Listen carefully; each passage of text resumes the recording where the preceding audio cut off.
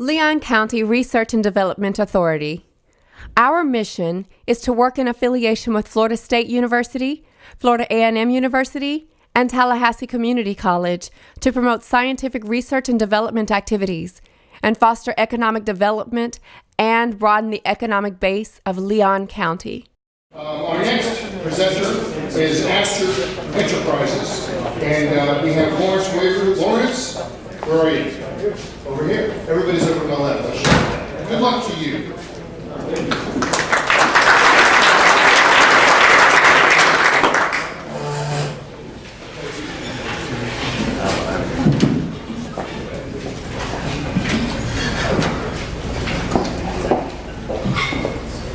Here. Take this clipboard, write down your name, and wait till I get back to you. Okay, I'm not really going to make you wait because I only have 5 minutes to make my case.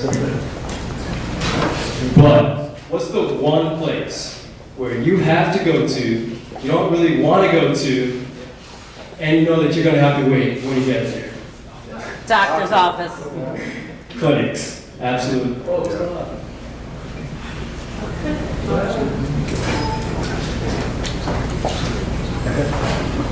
Sorry about that.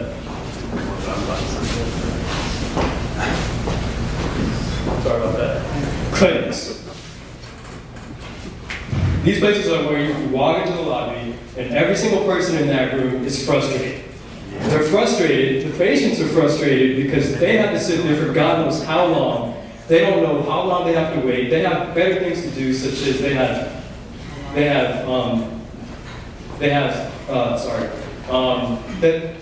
have a stutter and it comes out sometimes. So the patients are frustrated because they feel like their time is stolen from them. They could walk next door and get some coffee, but they can't because these guys have no idea how long they have to wait. The staff, they're frustrated because the staff are overwhelmed. The staff are overwhelmed because these guys have to take care of everybody in the office. These guys know who's coming in. They also need to know what's happening inside the office. And at the same time, they have frustrated patients who are nagging at them all day long. How long do I have to wait? And then the doctors are frustrated also because the first thing that the doctors have to do is calm down a patient who's frustrated. And that also makes everybody wait longer, which is why the patients are frustrated to begin with. So we're here to solve the problem of patient frustration. And why does this matter? Well, when Duke's Hospital decided, hey, we're going to focus on patient and employee satisfaction, they went from an $11 million loss to a $4 million profit. There's been surveys done, and almost half of the patients in an office would leave if they knew that if they could go elsewhere for more efficient service, they absolutely would. And also, in May here in Tallahassee, the conference was here, and I learned that administrators are aware of this, and they know that the number one thing that an administrator would improve for the customer experience is wait times if they could. So our solution is here to solve all that. What it will do is it'll improve patient satisfaction. It'll do that because it'll tell you how long you have to wait. You walk in, you check in, now you're in control of your time. It's not stolen from you. And because of that, you can walk next door, get some coffee. If you have anything else to do, you can also go home, come back.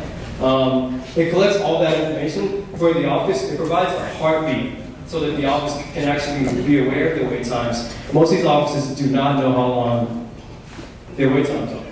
And it's HIPAA compliant, which is important. Any hospital, any clinic that wants to use the software, it needs to be HIPAA compliant software, or they can't use it. And it's applicable on any platform. This is based on a current platform. This is called AstroQ. AstroQ is a software system. It's used by offices at FSU to check in students.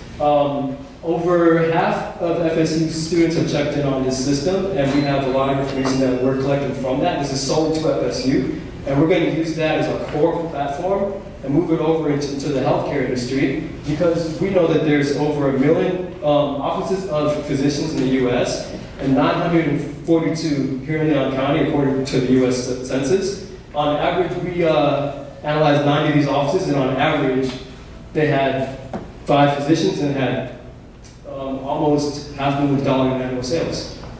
What we're going to do is provide software as a service to them. we counted up these offices, and we saw that a small office had 1 to 10, a medium office had 11 to 40, and large offices were a lot more than that.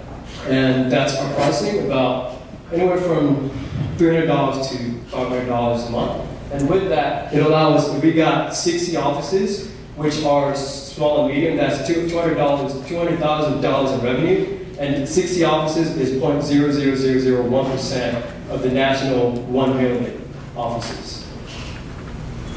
The money will be used for all this information here: regulatory procedures, HIPAA compliance, evaluation and marketing, and development. Our team is well stacked. We have administrators in the healthcare industry already, and I have like a minute that went off. I don't know. You got 10 seconds. Okay, so our teams in healthcare, they run software companies that sell to Fortune 500 companies. We have interns right now. I'm looking at add-ons for salesmen to help me because that's what I need right now. And we have sponsors from here local in Tallahassee, FSU has helped on board, and everybody else. And that's my contact information.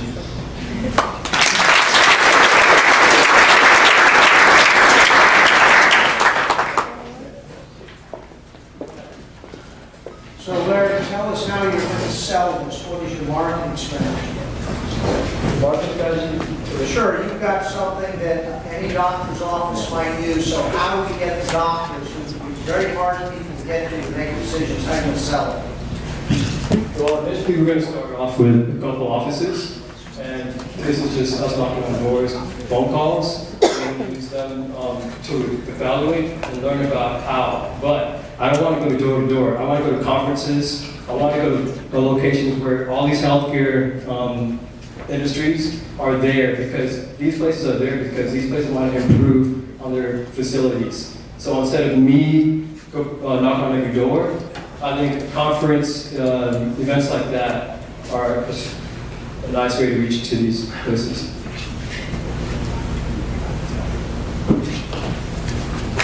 You mentioned that you're currently using this system at the FSU clinic. What is it?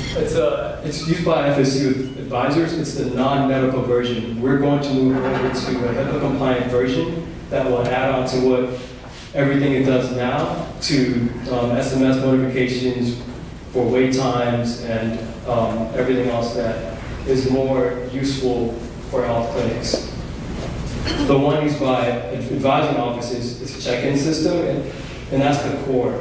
If you want wait times, you want accurate wait times, you want to estimate wait times, you need a queuing system. So at the core, it's a queuing system, and we're building on top of that.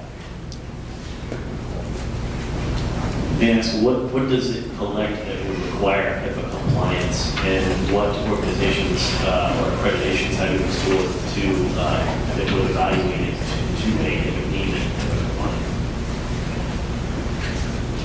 Initially, it only requires an office to collect names and even who they're here to see.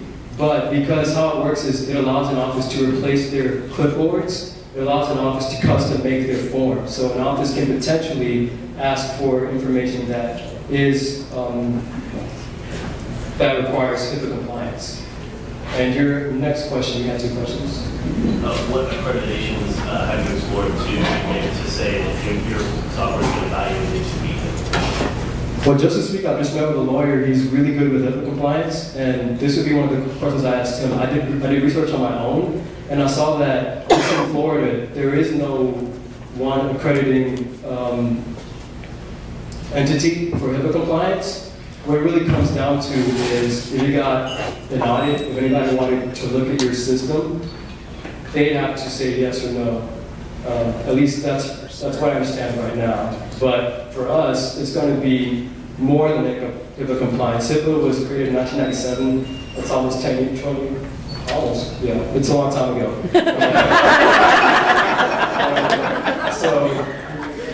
Because of that, a lot of the operating systems that exist now technically have a lot of the HIPAA compliance built in. But we want to make sure that we're up to par where everything is encrypted end to end. So even we can't look at any information on our servers if we wanted to, because we want healthcare information. Even if it's just, why are you here for your visit? I don't want to know that, and I shouldn't. So it's a cloud service, and we want that security. Could this product be also used maybe for emergency room applications where it can be downloaded by users and they can check in like on their way to the emergency room in addition to just the physician's office? Yes, that's currently it's installed in each office, and by installed I mean they have a device that's connected to it because it's a web service, but it's flexible enough where it could have an application that is in the App Store, for example. If anybody wanted to use that application, we figured to start off with, the path of least resistance was the patients shouldn't have to download anything. They should walk into an office as they're used to, and then everything works for them. So initially, these wait time notifications, it would be through SMS. So it would be a way for you to opt in if you want to know how long you wait, since we're typing your information into this system. So yeah, we could potentially also make it an app. Have you knocked on any doors to date? Do you have any evidence from any potential customers to say that they would be willing to give this a try in their product? Yes, we're actually in the middle of conversation with one right now, and I talked to them earlier today, and they're interested in moving forward. I gave them a quote, and a lot of the things that they mentioned specifically are things that we plan to do, such as wait time notifications, making it easy for everybody involved, alleviating some of the stress that is involved with the clinics having to check you in as self-check-in. And there were quite a bit more. Oh, this is also really cool. Since it's all automated, it can also function as a marketing channel. Like it could collect that information and funnel into marketing systems. But that's just hypothetical at this point. But yes, we are talking to at least one location right now that is interested. Thank you very much.